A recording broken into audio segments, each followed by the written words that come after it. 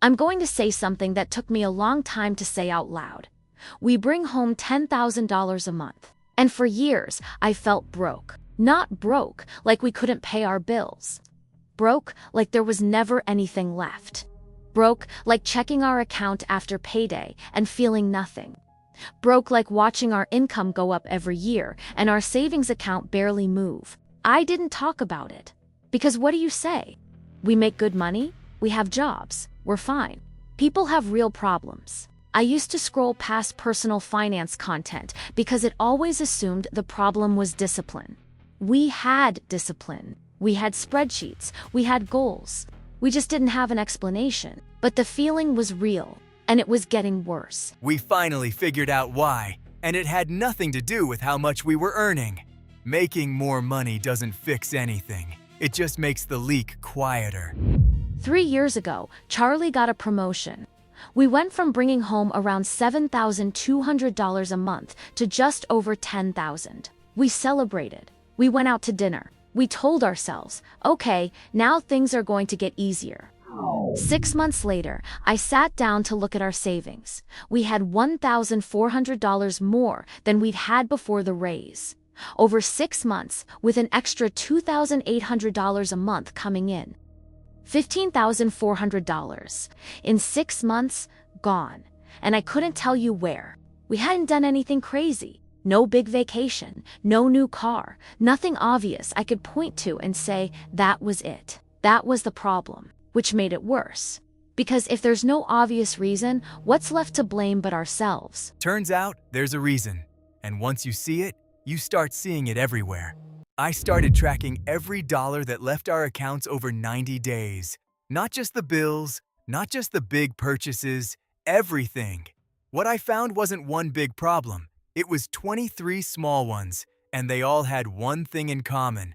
None of them felt like spending. They felt like living. We have a name for this now, the invisible drain. The invisible drain is the category of expenses that scale automatically with income, without you deciding to scale them.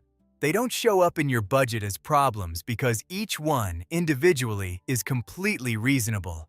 Together, they're the reason your raise disappeared. I remember thinking, this is embarrassing. I'm looking at a list and I recognize every single thing on it. The gym, the delivery apps, the subscriptions. I chose every one of those things. And I still can't explain where the money went. When Charlie showed me the list, I thought he'd made a mistake. I recognized every single item. I just didn't recognize how many of them there were. There's also something specific about how two incomes interact. When both of you are earning, it becomes harder to feel the weight of any single purchase. One of you pays for dinner. The other covers the streaming subscriptions. Nobody paid for anything, and somehow everything got paid for. Economists call this the diffusion of financial responsibility. In a couple, it's invisible by design. After tracking 90 days of spending, I found that every invisible drain in our accounts fell into one of 4 categories. The first is comfort creep. These are the upgrades that happened so gradually you didn't notice them happening. You started ordering delivery twice a week instead of once. You switched from the cheaper gym to the one closer to work. You started getting the medium coffee instead of the small. Each one is $5, $8, $12. Together, they're $400 a month you never budgeted for. The second is social inflation. The subtle pressure, never stated, always felt, to keep up with the spending patterns of the people around you. Dinners at nicer restaurants, gifts that cost more than they used to, trips that are just slightly out of your comfortable range but within the range of what the group is doing. This one was ours. Nobody told us to spend more when we earned more. We just started saying yes to things we used to say no to, and it felt good. It felt like we deserved it. The third is subscription accumulation. The average American household now pays for 11 streaming, software, and membership subscriptions simultaneously. The average they can name when asked, 4. The rest are paid in silence, every month, forever. And the fourth type, the one that hit us hardest and the one nobody talks about, is coming up right after this. And the fourth, The one that surprises people most is emotional spending, not impulsive buying, not shopping addiction, just the small purchases that happen when you're stressed, tired, or celebrating. The takeout after a hard week, the bottle of wine to mark a good day, the thing you buy yourself because you worked hard and you deserve something nice.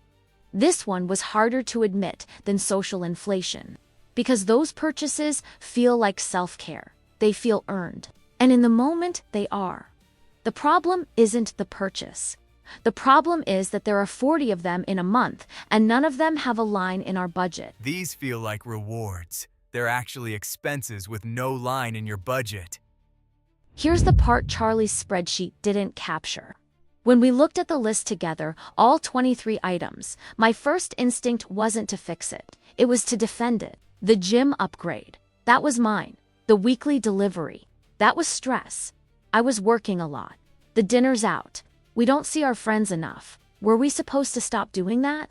Each item had a story, and the story made sense. That's what makes the invisible drain so hard to fix in a relationship. You're not just looking at numbers.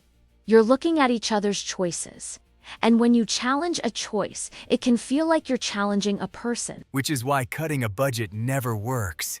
You can't fix a values problem with a spreadsheet. We spent a whole video on this. The conversation most couples never have before they try to fix the numbers. We called it the wealth gap conversation. 4 questions. 2 hours the first time. Links in the card. What you can do is run an audit together. Not to assign blame, to find the leaks. That's different. The drain audit is not a budget meeting. I want to be clear about that because budget meetings don't work for us. They feel like court. The drain audit is 20 minutes, once a month. No spreadsheet required. 3 questions, that's it. Question 1. What left our accounts this month that we didn't consciously decide to spend? You're not looking for mistakes. You're looking for the automatic. Subscriptions that renewed, habits that charged, anything that happened without a decision. Question 2. Which of those would we miss if it disappeared tomorrow? This is the key question, not should we have spent this, would we notice if it was gone? That answer tells you everything about whether it's worth keeping. Question 3.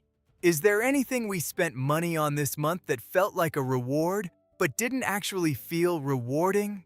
This one takes honesty. The takeout that felt good to order and mediocre to eat. The purchase that felt exciting for a day. These are the emotional drains, and they're the ones that compound the fastest because they leave no memory and no evidence. The audit doesn't end with a decision to stop spending. It ends with one thing you're both willing to pause for 30 days. One item, paused, not canceled. At the end of 30 days, you decide together if you missed it. The first month we did this, we paused 2 subscriptions and 1 weekly habit. 30 days later, we canceled all 3. We hadn't noticed they were gone. That was $310 a month, not from cutting anything we valued, from auditing what we'd stopped noticing. And honestly, it didn't feel like a financial conversation. It felt like a real one. 20 minutes, once a month, looking at the same list.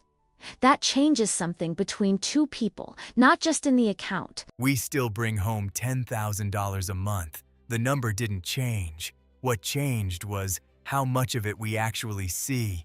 In the first year after we started running the audit, we redirected just over $600 a month that was previously just disappearing. Not from sacrifice, from awareness. But honestly, the number isn't the part I think about when I remember making this change. What I think about is that conversation we had the first time we sat down with the list. How defensive I felt. How seen I felt. How weird it was to look at 23 things and realize none of them were the problem and all of them were. You don't feel broke because you spend too much. You feel broke because you stopped deciding. The 3 audit questions are in the description below. You can run this tonight in 20 minutes without a spreadsheet or a finance degree. If this is the first time someone named what you've been feeling, subscribe. Every video we document another part of this. Next, We mapped out every level of saving a couple can be at, from $1,000 in the bank to $1 million, what life actually looks like at each one. That's next video.